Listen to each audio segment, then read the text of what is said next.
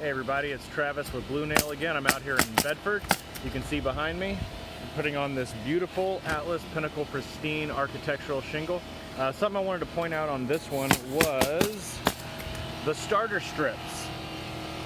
Now if you'll see there, the starter strip has a nice thick adhesive line right down at the eave. Now what a lot of people will do, or other contractors will do, is they'll either not put a starter strip at all, or they'll repurpose a 3-tab shingle to imitate a starter strip. But what's important about a starter strip is that it has that extra layer of adhesive. Who doesn't love a good adhesive, right?